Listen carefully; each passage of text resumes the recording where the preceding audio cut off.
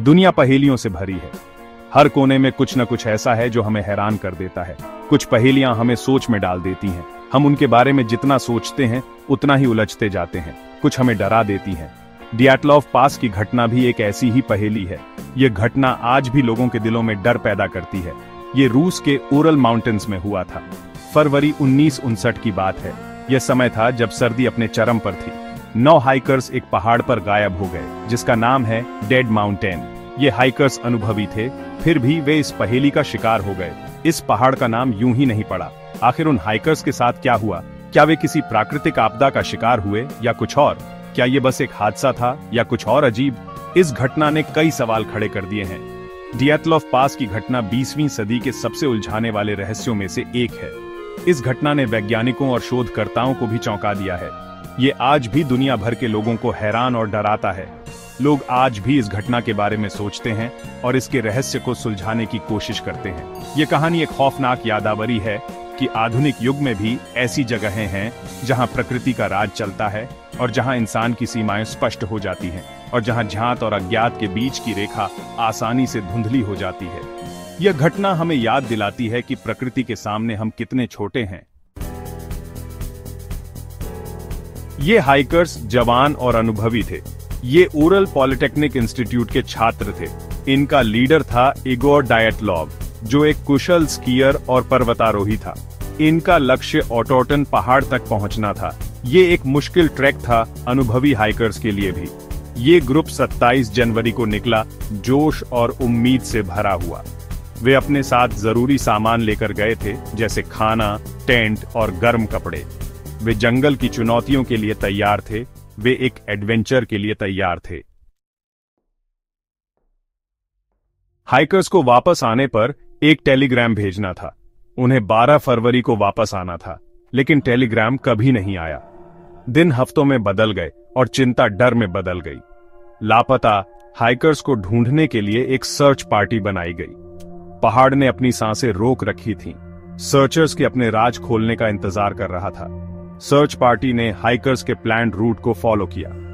आखिरकार उन्हें ग्रुप का खाली टेंट मिला। यह डेड माउंटेन की ढलान पर था। टेंट अंदर से फटा हुआ था। सामान और निजी चीजें कैंपसाइट के आसपास बिखरी हुई थीं। ऐसा लग रहा था जैसे हाइकर्स जल्दी में सब कुछ छोड़कर भाग गए हों। चौथा भाग, एक अंधेरे खौफ का मंजर। यह कहानी हमें उन रहस्यमयी घटनाओं की ओर ले जाती है जो आज भी अनसुलझी है। टेंट के अंदर का दृश्य परेशान करने वाला था। ऐसा लग रहा था जैसे कोई अचानक से भागा हो, अपने पीछे सब कुछ छोड़कर। लेकिन सर्च पार्टी को जो आगे मिला वो सचमुच खौफनाक था। बर्फ में गहरे निशान और अजीब सी खामोशी। हाइकर्स की लाशें बर्फ में बिखरी हुई थीं, टेंट से कुछ दूरी पर। उनके शरीर बर्फ में आधे दबे हुए थे। कुछ नंगे पैर और आधे कपड़ों में मिले।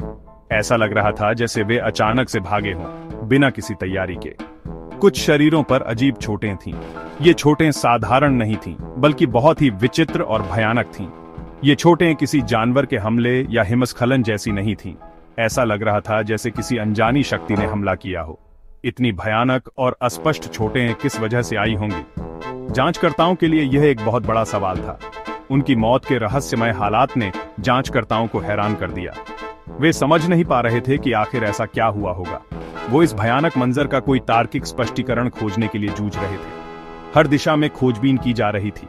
कई थ्योरीज सामने आई, कुछ संभावित तो कुछ बिल्कुल ही अजीबोगरीब।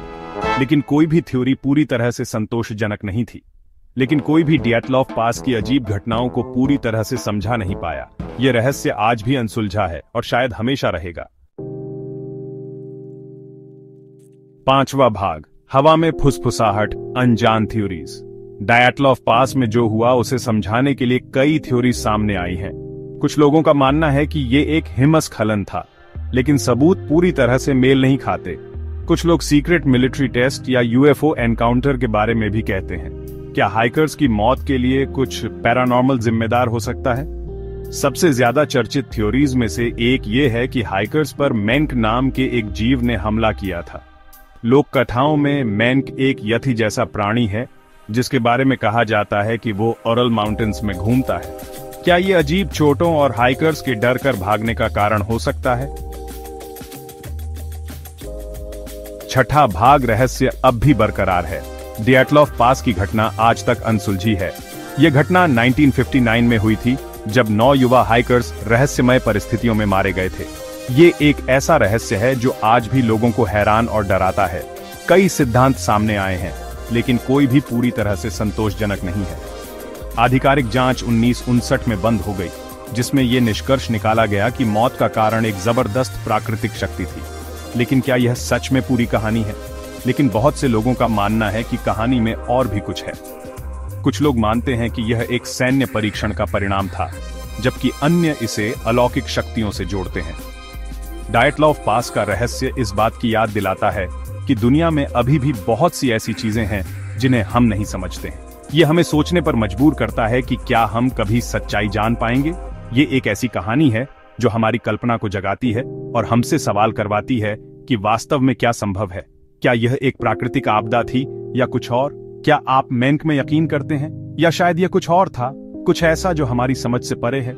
या डियाटलॉफ पास की त्रासदी का कोई और कारण है? यह रहस्य हमें हमेशा के लिए सोचने पर मजबूर करता रहेगा।